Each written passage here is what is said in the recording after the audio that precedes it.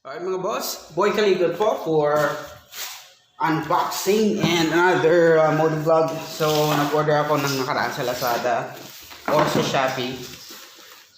So ito, buksan natin. Mga simple tools na ginagamit natin dito sa ating mga house projects, sa ating mga DIY. Maganda na po kakabalot, merong UP pero sa box na naman siguro, hopefully walang damage sa loob. So ito po yung angle grinder.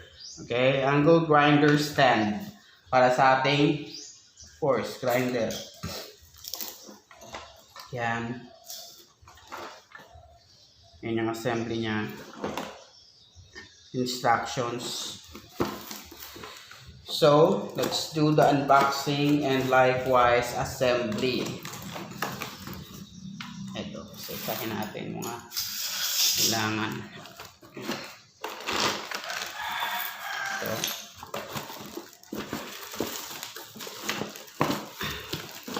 And then i-test natin afterwards. Ito.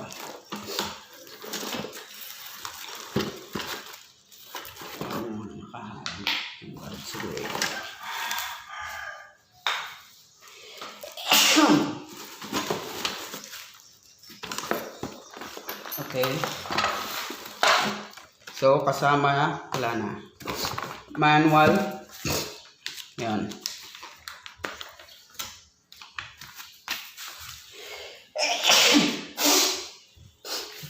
So, let's try to assemble this one.